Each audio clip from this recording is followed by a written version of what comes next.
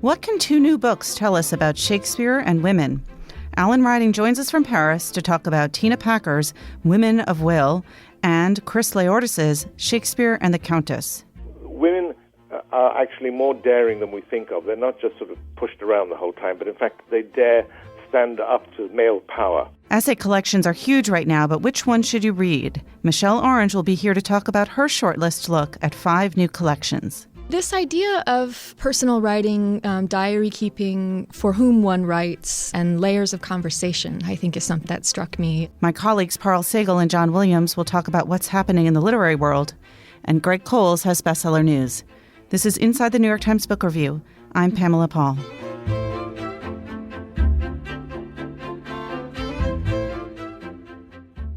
Alan Riding joins us now from Paris. He is a former European cultural correspondent for The Times and co-author with Leslie Dunton Downer of The Essential Shakespeare Handbook. Hi, Alan. Hi there, Pamela. So that last credential, co-author of The Essential Shakespeare Handbook, will come in handy discussing these 2 books. We're going to talk about Tina Packer's book, Women of Will, Following the Feminine in Shakespeare's Plays, and Chris Leortis's book, Shakespeare and the Countess, The Battle That Gave Birth to the Globe. Let's start with the Packer book. Who is Tina Packer? Tina's an English actress who moved to the States about 40 years ago, and soon afterwards, in 1978, was the co-founder of a theater company in Lenox, Massachusetts called Shakespeare and Company, an echo of the bookshop here in Paris called Shakespeare and Company. And since then, she was acting and developing, but in recent years, she's developed a show called, like the book, Women of Will, in which she and another English actor, a man in this case, Nigel Gore, they act out different scenes involving men and women in order to highlight the role of women in Shakespeare's plays. That's what she seems to be focusing on most of all, and she spent a great deal of time thinking about this relationship. And so fortunately, she's written about it in a very direct and frank and lively manner. And have you seen this play, Women of Will? No, I haven't. No, it hasn't got this far across the water yet. But I've seen bits of it on the internet, as we all do, and I get the sense of it just from reading her, because she writes in a completely unacademic way. Most books about Shakespeare tend to come from academics of some sort or another, and tend to be rather weighty and full of wisdom, so to speak. But she's totally direct, and she's saying, I have lived this, I know, don't argue with me. And do you argue with her? Well, she has various premises. One is that Shakespeare began as a bit of a sort of ordinary macho fellow of that time and thought women were secondary figures in life, and gradually changed his portrayal of women in from a sort of primitive to the sophisticated. For that he credits love, wonderful love, and specifically the Dark Lady of his sonnets, who she, again, while other people may argue and debate who that person was, Tina Packer has no doubt, and it's a woman called Emilia Bassano, who is one of those who is frequently thought to have been that person. And so the idea is that true love awakens inside Shakespeare, and this transforms his view. And so we have from, shall we say, the basic sort of treatment of women in the early history plays, and Taming of the Shrew, of course, famously, to more sophisticated love items like Juliet, and then the sophisticated love of Cleopatra, and shall we say the powerful mother in Volumnia, in Coriolanus, who is one of the most extraordinary characters, I think, female characters that Shakespeare came up with. Let's go back to the alleged Dark Lady. Who was Emilia Bassano? Well, she was of Italian descent, as you can tell. In fact, the name Bassano appears in different places, including Merchant of Venice. She was actually a married woman, but had been a mistress to the Lord Chamberlain, who's always a very powerful figure.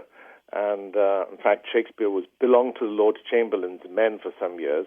After being a mistress to the Lord Chamberlain, actually having a child with him, she moved in those circles of art and aristocracy, really. And supposedly Shakespeare met her, came across her. It wouldn't have been a surprise, because Shakespeare, in the early years, there was a plague epidemic in London, and the theatres closed soon after Shakespeare had begun. And that's when he wrote the 2 narrative poems, Venus and Adonis and The Rape of Lucretia. That's also when he probably wrote some of the early sonnets. That may well be. It seems to be from the dates, the time he would have met Emilia Bassano, through Lord Southampton and his circle. And how well do you think she marshals evidence in favor of Bassano's candidacy for the Dark Lady? There's quite a lot of evidence to suggest it, and of course she uses, as she does in other cases, trying to take bits from his life to demonstrate how it's echoed in the plays. And I suppose the fact that, you have Bassanio in Merchant of Venice and some characters like that, but some of the lines from the sonnets also appear in some of the plays. I think it's fairly convincing. I'm willing to go along with it. All right. I'm not sure whether I'd dare take on Tina anyway. She chooses an interesting way to organize her book into 5 acts. Yeah, well, that's, of course, all the Shakespearean plays are 5 acts, so she's being a little bit cute in that manner. Right. But does it work? Well, they don't always slot in, but there's a certain degree of calendar to it all. I mean, in the sense of you can more or less follow it. It fits into her premise that there's the growth of Shakespeare as a man who understands women more. The other premise, which also goes through here, and particularly she develops as he develops, which is that women are actually more daring than we think of. They're not just sort of pushed around the whole time, but in fact they dare stand up to male power, and they're willing to spell out their disapproval of male abuses. So there's a certain sort of touch of feminism there. I mean, even in something like Henry VI, the 3 Henry VI, you have the French Queen Margaret, the wife of Henry VI, and of course Henry VI is portrayed, and in fact in life was a mixture of being a very weak man and certainly not a warrior, and his wife was a warrior, and so she comes over very strongly, and of course she dares stand up to the rise of the Yorks. So she's a pretty powerful woman. And in the comedies, you'll have women like Beatrice in Much Ado, which was also a pretty fearsome character. Yes. And then the wonderful Cleopatra. But then she, in order to fit things in properly, she also says she takes the tragic figures of Ophelia in Hamlet and Desdemona and Othello and Cordelia and King Lear, who all die rather miserably, But she says they die because they actually dared to challenge male power. So they were, in a sense, martyrs to the cause. Did you find yourself buying into this thesis of hers? Is it convincing? Well, I found it generally a very entertaining book. I can't say I agreed with every line because, the whole issue of the women of Will's women, shall we say, you have to go back to the fact that there were no women on stage, unless you include Gwyneth Paltrow, right. Shakespeare in Love. We don't even know whether Shakespeare thought there soon would be women on stage. I mean, there were already in Italy at that time. You are thinking about, well, it's fine with you if you have a young boy who can play Juliet or Miranda or one of the teenage heroines, shall we say. But, men playing Cleopatra and Volumnia, I mean, you close your eyes and you begin to think of pantomime dames in England, right. Camping around. I don't know whether that... But what about on the page? Do the characters really go from being more conventional female types to being more revolutionary characters, the women? Well, I think certainly when you get to Cleopatra and people like that, and Volumnia, I mean, you do have strong women like Poor Lear's daughters, Regan and Goneril were, pretty ferocious women. You do get a sense of him enjoying strong women. And it's interesting that Tina Packer actually highlights Volumnia, who was Coriolanus' mother, was a very dominant figure, and so much so that she was always keen to have him go off to battle and return with lots of scars and wounds and evidence of his courage and his worthiness. And she wanted him to become consul. He didn't want to accept the humility he considered to be having to humble himself before the tribunes, and so he refused to do that, and he was thrown out and went into exile, joined his enemy to come back and punish Rome, and they were about to take Rome, and then Mama appears again and sort of says, oh, no, please don't do that, please don't do that. And she actually more or less pressures him, all the power that she has and her very, very strong character, into not going ahead and reconquering Rome. And in fact, in doing so, she condemns him to death, because when he goes back with his new allies, they kill him. When you think, again, we're talking about women on stage, women take great roles. I mean, actually, Sarah Bernhardt played Hamlet famously, more than a century ago. Characters like Fiona Shaw, who's a wonderful Irish actress. I saw her doing Richard II a few years ago. And today in the Globe Theatre in London, the New Globe, you quite often have all-women productions or women playing Richard III, for example. So, and then throw in the cross-dressing that goes on in Shakespeare. So, I mean, there you have in someone like, in Twelfth Night, you have someone like Viola, who's played by a young man, pretending to be a young woman, who in fact in the play is pretending to be a young man. So go figure. You mentioned the New Globe. Let's just talk a little bit about the Old Globe and this second book, which is called Shakespeare and the Countess, The Battle That Gave Birth to the Globe, by Chris Leartaris. What's this book about? Who is the Countess of the title? The book is an interesting book in the sense that he has pulled out of obscurity this really rather extraordinary woman, Elizabeth Russell, who came from not a very upper-class family, but her father educated her and her sisters in the most extraordinary way. In fact, her father was one of the tutors to the royal family, moved in those circles only as a tutor, as a teacher, but he moved in the right circles. And the girls were all quite extraordinary. They married. I mean, one of the sisters married William Cecil, who was probably the most powerful courtier in London, in the Elizabethan court, and who then was mother to Robert Cecil, who was then also... And another sister married Nicholas Bacon, who was the Lord Keeper of the Great Seal, and she was the mother of the philosopher Francis Bacon. So you can see where she was moving. But Elizabeth didn't do so well. Her first husband was ambassador to Paris for a while, and then he died very young, and she married again. Her misfortune was, she thought, well, this is a good marriage because she was marrying a man who was going to become the next Earl of Bedford, a very powerful figure. Unfortunately, he died, her husband died before Dad, and so she couldn't actually claim to be the Dowager Countess, but Elizabeth did exactly what she liked, and she just went around calling herself the Dowager Countess. Anyway, somewhere along the line, she lived in Blackfriars, one of her places in London, and she lived there, and at a certain point, the Burbages, who basically owned one of the first theatres in London, which is called The Theatre, and they wanted to have an indoor place. And so they actually bought some space, some buildings, and they began to adapt some buildings almost next door to Dowager Countess, our fighting Dowager Countess. And she wouldn't have any of that. And she organized an enormous amount of campaign because, for a start, theater was not what the Puritans liked. She wasn't going to have these people making a dreadful din and bringing the wrong sort of people. All sorts of tradesmen and actors. Prostitutes and actors and prostitutes, I think, in her mind were just about the same sort of thing. Right. So, in the end, the Burbages went outside what was, in fact, the city, and therefore the area that could be controlled, to Southwark, just across the river. There, in fact, you were brothels and bear baiting and everything that could, that was considered Elizabethan entertainment for the masses, and that's, of course, where the Globe was built. And so it was not until 1609, which was the year of Lady Russell's death, that they were able to come back and have an indoor theatre at Blackfriars. And it was important to have an indoor theatre because, English weather is not terrific, and the Globe was open air as it is today. And so they were able to really have all year-round performances thanks to the Blackfriars Theatre. So the book kind of sets up the idea that this woman sort of nearly destroyed William Shakespeare's career by preventing this theater at Blackfriars. But the book is primarily not about Shakespeare, but about her and this period. Yes, I think I sort of wonder whether the publishers forced him into having this title.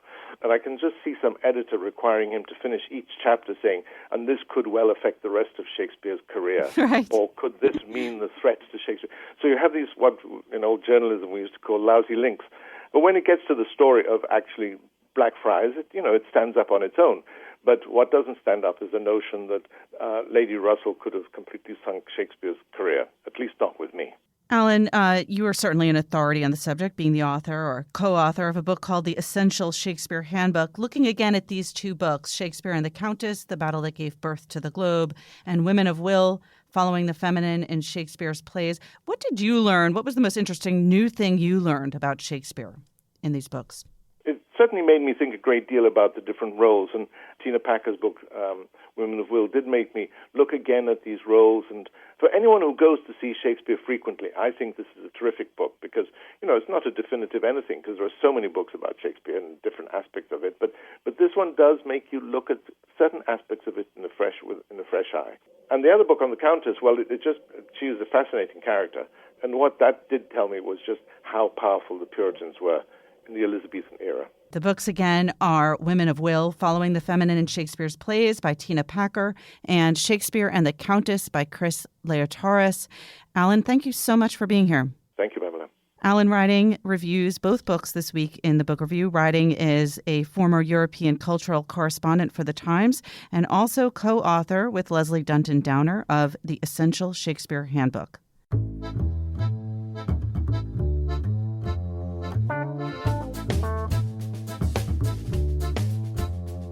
My colleagues Parul, Sehgal, and John Williams are here to talk about what's happening in the literary world. Hi, guys. Hi, Pamela. Hi, Pamela. All right, Parul and John show. What's going on this week? Well, the big news is probably that the Man International Prize was given to Laszlo Krasznahorkai, who is a Hungarian novelist, a really bleak, funny, nihilistic writer who is, his work has been making it into the States very slowly. His first book was published in 1985, was published in Hungary in 1985 and came out here, I think, in 2012. But he's long been championed by writers like Susan Sontag, and so this is a big deal. This is sort of going to bring him, a much wider audience. For Man Booker Prize neophytes, can you explain the difference between the Man Booker Prize and the International Man Booker Prize? The International Booker Prize is a more recent prize. It's given once every 2 years, and it's given not for an individual book, but for a body of work. And the body of work has to be either in English or translated into English and available in that language.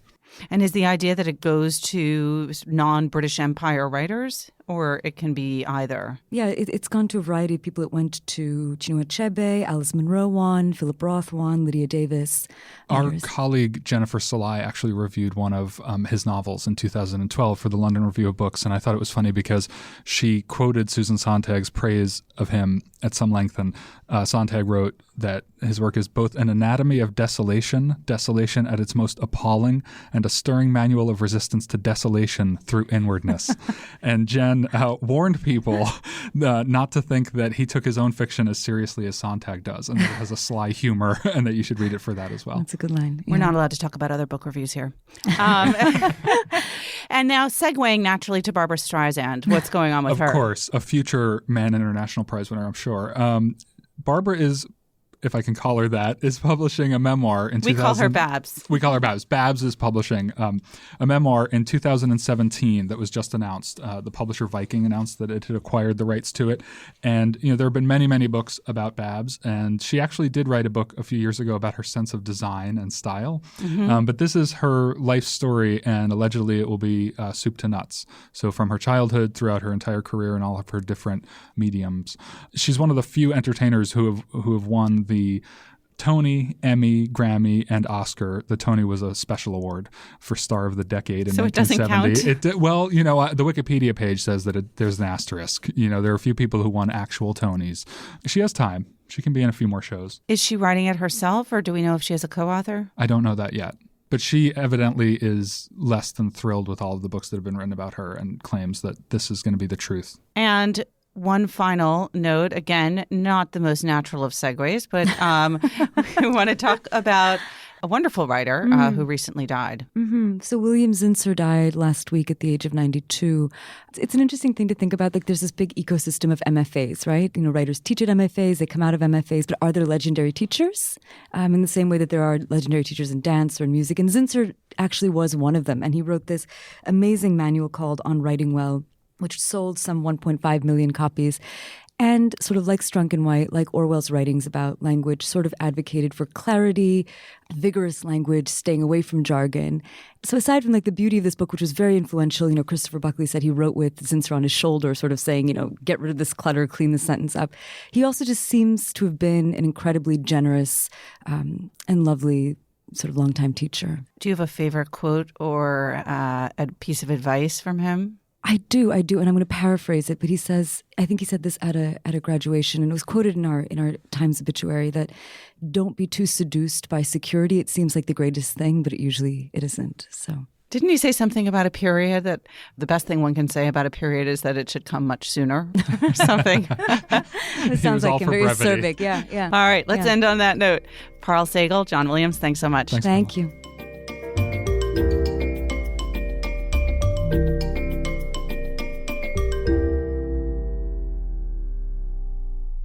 Michelle Orange is here. She is the author of the essay collection, This is Running for Your Life. And this week, she reviews 5 essay collections in the shortlist. Hi, Michelle. Hi. All right, we've got 5 books here. I'm just going to run through the titles quickly so people know what we're talking about, and then we'll talk about them a little bit one by one and as a group. So first up, Ongoingness, The End of a Diary by Sarah Manguzo. Moral Agents, 8 20th Century American Writers by Edward Mendelsohn. Essays After 80 by Donald Hall.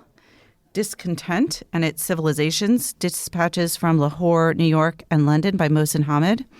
And Letter to a Future Lover, Marginalia, Errata, Secrets, Inscriptions, and Other Ephemera Found in Libraries by Ander Monson. Okay, 5 books. Let me ask you off the top, did you have a favorite among the 5? I think my favorite would be between the Hall and the Ander Monson book. Okay, let's talk a little bit about those 2 books then first. Okay. Why don't we start off with Donald Hall's Essays After 80? Donald Hall, he is a poet laureate. This collection, I think, came out of his feeling that in his advanced age, he is over 80, as the title suggests. Poetry was no longer coming as naturally to him. It wasn't flowing as well. But what he was able to write were these essays, and he was easily churning out these essays, remembrances of his life. I think he'd written essays throughout his life and did some journalistic work, but this was a sort of concentrated outlet for him, and it produced some really remarkable remembrances of his life. So is it largely autobiographical? Is he writing about aging? What are his subjects? It is. It is largely about aging, and aging in the context of memory, the things that are now returning to him at the end of his life, and sort of sorting through memories and deriving from them, I guess, a sense of meaning about his life. I think my favorite bit from your review, a quote from the book, is in referring to the aging face of Mick Jagger. He calls it something retrieved from a bog. I had to put that in there. I couldn't stop laughing about it. Yeah. Is the collection full of those little gems? It is. He's a very witty, sort of humorous man, but it's a deadpan sort of humor that I really enjoyed. The other one you said was a favorite was Letter to a Future Lover, Marginalia, Errata, Secrets, Inscriptions, and Other Ephemera Found in Libraries by Ander Monson. Tell us about this book. So Ander Monson is also a poet and essayist, and he's published several books. The last one, I believe, was called Vanishing Point, which was a memoir, sort of a twist on memoir.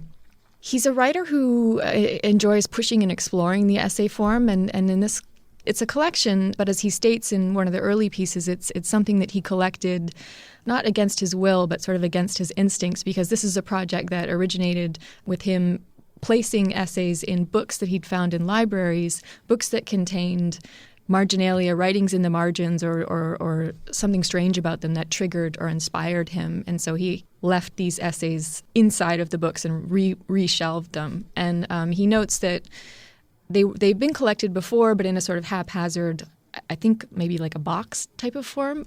And so he's collected them now in a bound volume, which he organizes alphabetically just because he had to organize them somehow. But they're just striking sort of romantic odes to books and to libraries and to the conversations that I think literature at its best sparks in people. You know, it's this idea of him responding to the response of these anonymous people who've been, one of them, the title, Letter to a Future Lover, that piece responds to a love letter that he found in a book that he'd pulled off of a library shelf. I think there needs to be a collection of books about library pranks specifically. I think my favorite was Joe Orton, I think he got punished pretty seriously for defacing library books. The playwright in the 60s, he took like these British horticulture books and cut out the centerpiece of roses and sort of pasted in monkey faces and things like that. Wow. Somebody's got to bring all of this together.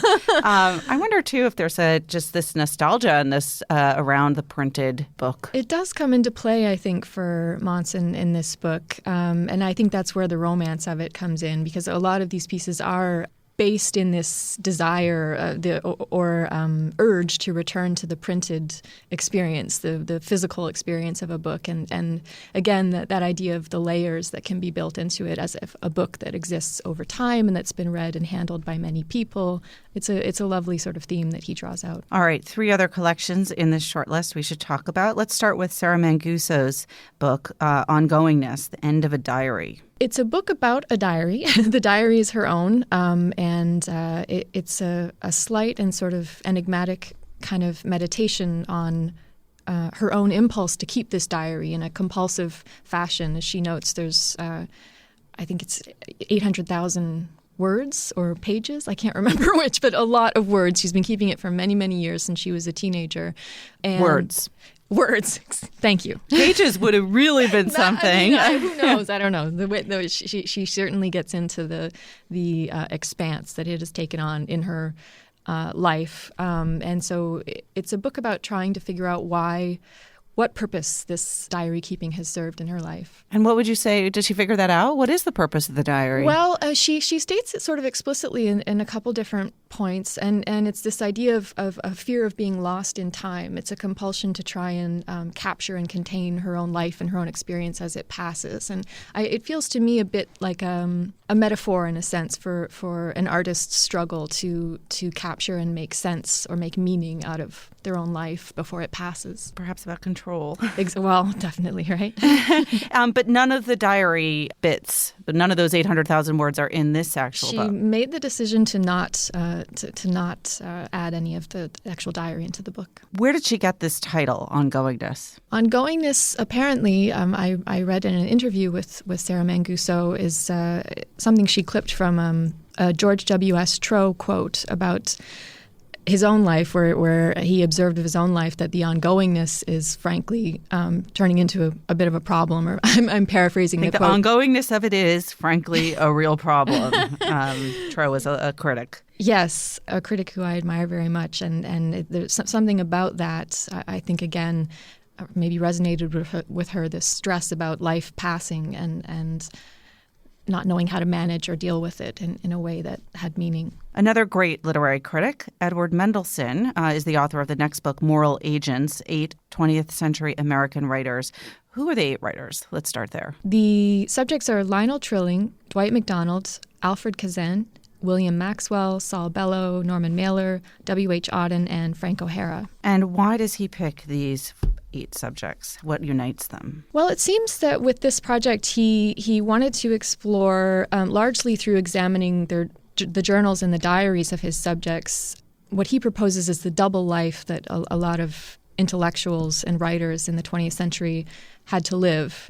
And so that becomes a main thesis. And in 2 of the essays that I like the best about Trilling and Mailer, he really delves into this idea, sort of related to the Manguso, of why do we write diaries? To whom are we speaking when we write a diary? And he excavates that material for some really interesting theses. Now, you said in your review that this collection serves as a kind of companion to an earlier book that Mendelsohn wrote called The Things That Matter. What was that book about? Well, that book dealt only with female authors, as it turned out. George Eliot, I think, among them, and Virginia Woolf. And I think he mentions in the introduction that these two, there's obviously a gender divide between these 2 books, one discussing this idea of moral agency in literature, and the other, what he wound up discussing, I think, is the idea of individuality in literature. The importance, I think, for the female writers that he discusses of carving out a sense of individuality in their identities as writers and in their subjects. The final essay collection is by someone who we more closely associate with the novel, Mohsin Hamid. His collection is Discontent and Its Civilizations, Dispatches from Lahore, New York, and London.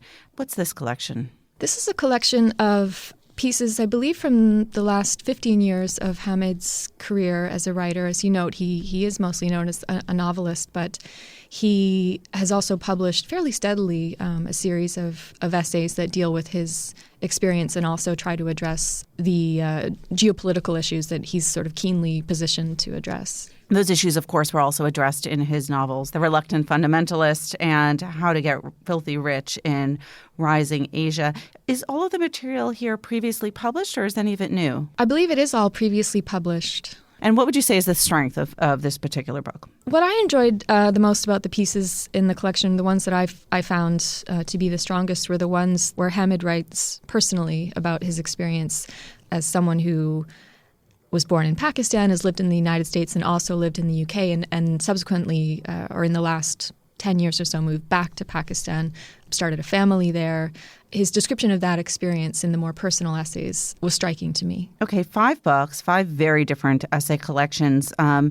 On the surface, it seems that several of them at least deal with sort of the act of writing and what it means to be a writer and the process of writing. Was there anything else that united them? This idea of personal writing, diary keeping, for whom one writes, and layers of conversation, I think is something that struck me. And I think I wrote about them in the order in which I moved through them.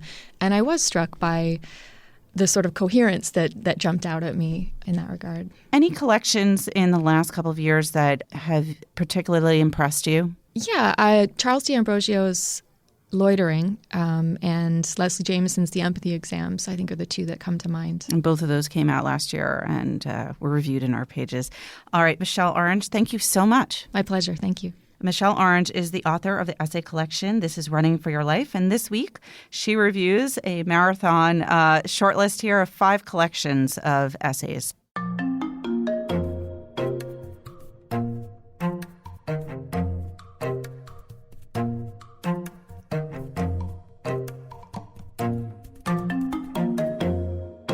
Greg Cowles is here with Bestseller News. Hi, Greg. Hi, Pamela. What do we have to talk about this week? 4 new books on the fiction side of things and 4 new books on the nonfiction side of things. Where shall we start? Let's start with fiction. Down at number 13, Jeffrey Deaver continues his Catherine Dance series with a book called Solitude Creek. That's the 4th book in the series, new at number 13. Then a debut at number 12, a former editor at Cosmo and Self magazine named Jessica Knoll has a kind of a suspense thriller called Luckiest Girl Alive that is garnering some comparisons to Gone Girl or Girl on the Train. This one's Luckiest Girl Alive. All these mean girl books. Never women. Luckiest Girl Alive is about a sex columnist at a women's magazine who is trying to make it big in New York society. She's kind of scheming for a trophy husband. She starts out really sort of despicable and manipulative, but as the book goes on, you find out what her background is and how she was affected at her prep school by an incident there. That book is new at number 12 on the list. Then at number 8, Lincoln Child continues his Jeremy Logan series with a book called The Forgotten Room. Lincoln Child, you may know, not related to Lee Child. Lincoln is American. He's a former editor at St. Martin's Press. And he's well known for writing techno thrillers with Douglas Preston, but this is one of his solo books. Then at number 5, the last new title on the list this week, Craig Johnson continues his Walt Longmire series that's about a sheriff in Wyoming. It's actually the premise for a series on the A&E network, also called Longmire. This is a book called Dry Bones. It's the 11th book in that series, new at number 5. I'm just behind on all of these series. Okay. Nonfiction. Nonfiction, down at number 16, the former deputy director of the CIA, Michael Morrell, has written a book with Bill Harlow called The Great War of Our Time, a title that sort of harks back to Gandalf from Lord of the Rings, the Great Battle of Our Time. The Great War of Our Time, in Michael Morrell's assessment, is, of course, the war against terrorism. And he's looking back at his recent career and some of the America's biggest troubles and successes in fighting terrorism. He looks, of course, at 9/11. He looks at Benghazi. He looks at the raid that killed bin Laden. I'm going to try hard not to dwell on the fact that he's comparing all of this to Lord of the Rings. I'm not sure he's doing that intentionally in the title. It's just you, Greg. Okay. That's just me. At number 14, The historian Joseph J. Ellis has a new book called The Quartet. The quartet in question is George Washington, Alexander Hamilton, John Jay, and James Madison.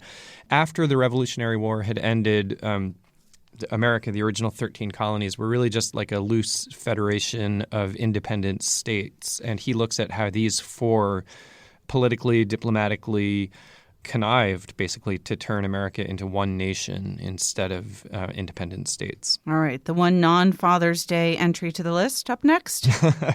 At number 9, Sally Mann, famous as a photographer. She first really made a name for herself back in the 80s, taking nude pictures of her children and a lot of very kind of just intimate family photos and portraits of other people. Quite controversial in her time, although looking back on them now, there's something kind of sweet and innocent about these pictures. Nothing compared to what goes up on Facebook. Yeah. She's got a memoir looking back at that time and at what photography has become since then called Hold Still. That's new at number 9. And then finally, back to Father's Day, although moms might be interested in this one too. Thanks for your inclusion. The longtime NBC anchor Tom Brokaw has written a memoir of his life with cancer. He was 73 years old when he found out that he had the blood cancer, multiple myeloma. He's now 75, and he's written a memoir called A Lucky Life Interrupted. And that's new at number 4. All right. Thanks, Greg. Thanks, Pamela. Remember, there's more at nytimes.com/books. Our producer is Jocelyn Gonzalez, and you can always write to us at books@nytimes.com. Thanks for listening. For the New York Times, I'm Pamela Paul.